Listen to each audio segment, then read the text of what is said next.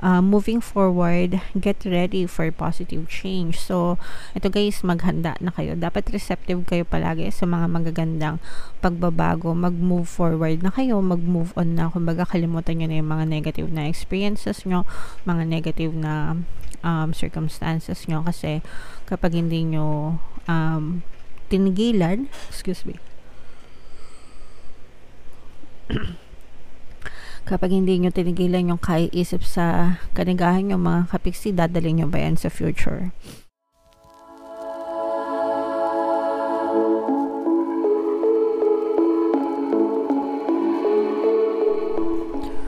Hello guys, hello Aries, welcome back to Pinay Pixie Tarot. Ang pamagat ng episode natin for tonight is messages from the universe para ngayong February to March. Sorry, January to February pala mga kapiksi, masyado ako advance. January to February para sa Aries, Sun, Moon, Rising, Sun, and Venus. General reading lang guys, pwede mag-resonate, pwedeng hindi. Combination ng negative and positive energy. So, unahin natin tong deck na to mga kapiksi. Tingnan natin yung mga messages para sa inyo. Face your fears guys. Release the power of fear. So, alisin natin yung mga takot, duda, mga doubts and fears sa ating puso, sa ating isipan mga kapiksi, dahil ang ating mga doubts and fears ang papatay sa ating mga pangarap, no? So, yung kapag nabubunot ko tong card na to, ang palagi kong sinishare is yung quote dun sa dun na novel, no, or movie. Sabi ng author doon, I must not fear. Fear is the mind killer. It's a little death that brings obliteration. Okay, so I must not fear, diba? Dapat hindi ako matakot. Fear is a state of mind. It's a little death that brings obliteration. So kamatayan, no? Distraction siya mga kapiksi. Kapag binuhay natin yung fear, yung takot, 'di ba? Ano bang naiisip natin kapag natatakot tayo, 'di ba? Mga negative. So kapag and fear, and it's very tawag dito, malakas na energy kapag finocus mo yung attention niya. And I mean yung attention nyo dun sa mga bagay na kinatatakutan nyo. So syempre, whatever we focus on manifests guys. Kung ano yung finofocus ng attention natin, whether negative yan or positive, it can be pushed out in our reality kapag naging dominant siya. So ayaw natin na ma-push out sa 3D natin yung mga bagay na kinatatakutan natin. So wag tayong matakot, in short. And yung takot, mawawala yun kapag hindi natin inisip yung mga bagay na kinatatakutan natin. Instead, focus on gratitude. Instead, focus on faith, mga kapiksi.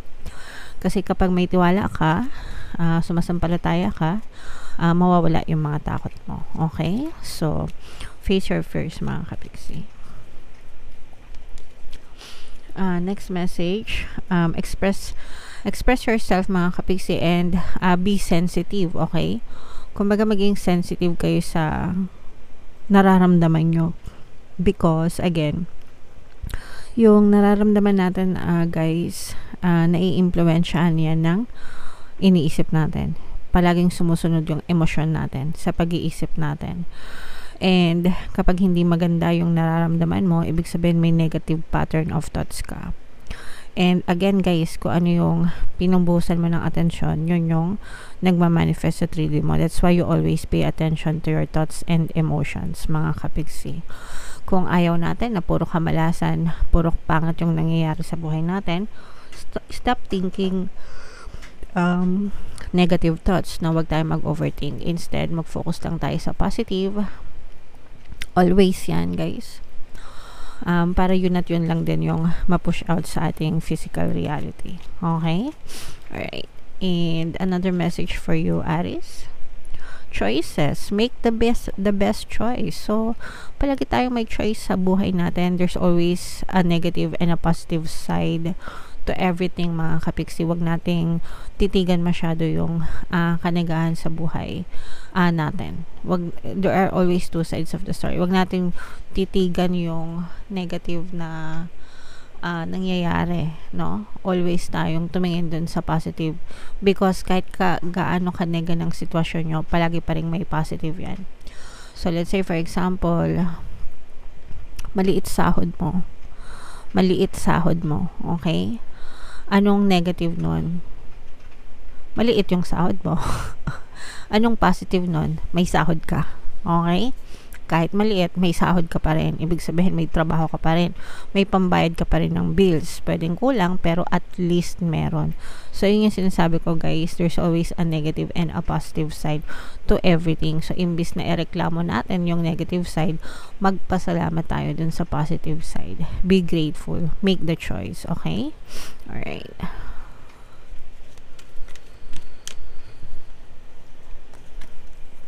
So, yung next message for you, Aries, live life to the fullest, mga kapiksi. Isang beses lang tayong mabubuhay sa mundo.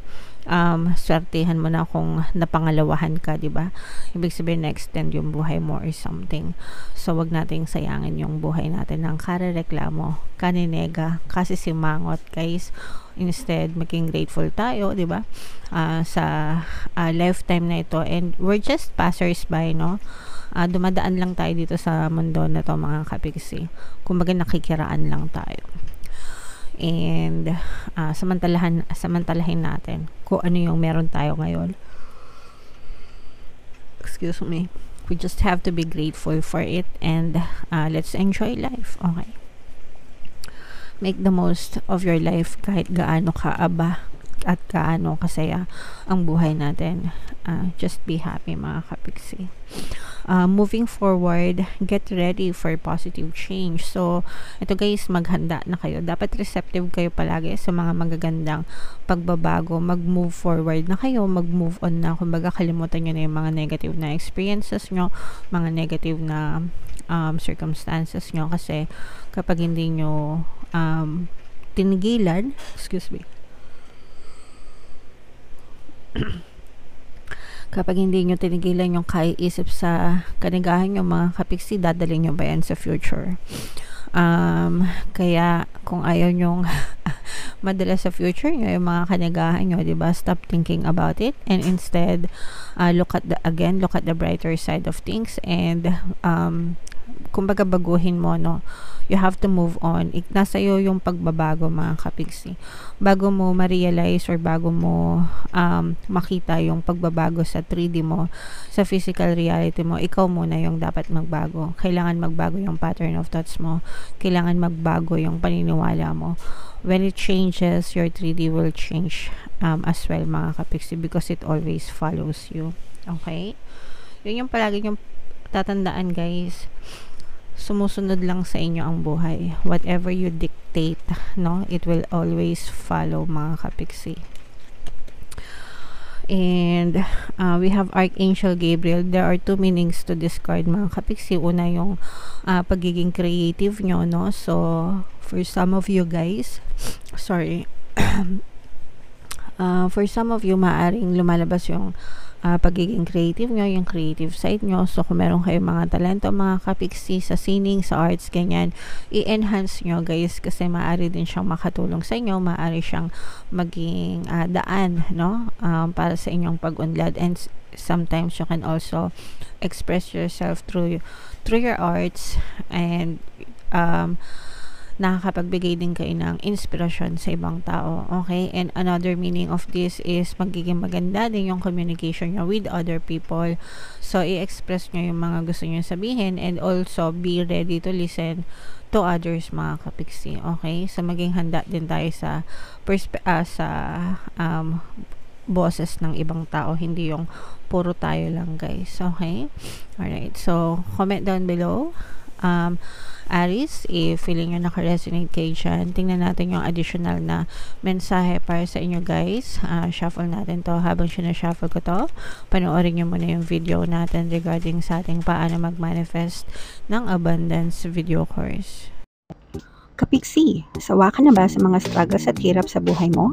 Masipag ka ba at masikap sa buhay ngunit hindi ka pa rin umaasenso? Ilang beses ka na bang nag-attempt magnegosyo at mag-invest pero palagi ka pa rin nalulugi? Sa pagkakataon na ito ay maaaring may subconscious beliefs ka na nagiging balakid sa iyong pag-unlad at pagyaman. Introducing, paano mag-manifest ng abundance video course. Dito ay matututunan mong ma-overcome ang mga balakid mo para tuluyan ka ng umunlad, umasenso, sumagana, maging matagumpay, successful at maswerte sa iyong kabuhayan, pera, trabaho, negosyo, salapi, at kaperahan ng bonggang-bongga. Dali, mag-send na ng email sa pinoypixie@gmail.com at simulan na ang iyong pagyaman ngayon. Alright, so sabay-sabay tayong yumaman mga kapiksi, mag-avail na kayo ng course, sobrang ganda talaga niyan. And good news mga kapiksi dahil ngayong January, magbibigay ako ng 1 free pampaswerte subliminal sa lahat na mag-avail ng course until January 31, kaya mag-avail na kayo guys. Meron din tayong email coaching, manifest your desires using the law of attraction. If meron kayo mga specific na gusto nyong i-manifest guys, pwedeng love and relationship, pwedeng money or career, pwede kayo magpabook ng email coaching session with me. Mag-send lang kayo guys ng email sa pinoypixietarot@gmail.com. Mais tayo dyan guys. May naglalako ng mais. Anyway, so ito yung additional na mensahe para sa inyo. We have grace. Okay? So this is like a prayer mga kapiksi. Basahin natin para marinig nyo yung mensahe. You who glides across the waters of my soul, bring me your wisdom and light. Help me transform into elegance and grace. Inspire me with dignity and spirit of beauty. So this is like a prayer mga kapiksi, pero alam mo yun, always syempre pag nagdadasal kayo, dapat receptive din kayo dun sa mga bagay na pinagdadasal nyo. Pag sinabing receptive guys, ready to receive, okay? And ito guys, parang fino-focus nyo dito is yung pagkakaroon nyo ng transformation,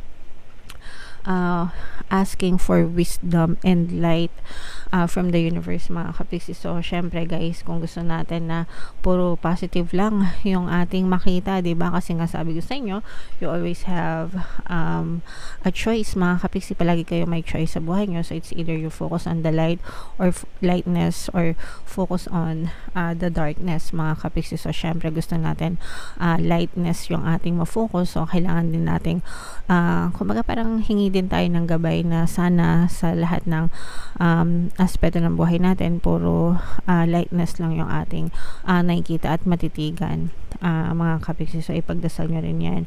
And yeah, so alisin nyo guys, no? You practicing nyo to guys, na alisan yung mga galit, resentment sa puso. Ang number 1 na habit na magagawa nyo dyan is, una, maging grateful kayo. Pangalawa, tigilan yung karereklamo. Okay? So do's and don't yan. Do's and don't. Do be grateful. Do be grateful. Ibig sabihin, maging grateful ka, magpasalamat ka. Don't complain. Ibig sabihin, wag kang magreklamo. Okay, yan dalawang yan mga kapiksi. Kapag pinractice nyo, masasanay kayo na kumaga unti-unti kayong makakawala sa kanigahan. Okay? And unti-unting gagaan ng buhay nyo mga kapiksi. Alright? Okay, so comment down below Aries if naka-resonate kayo.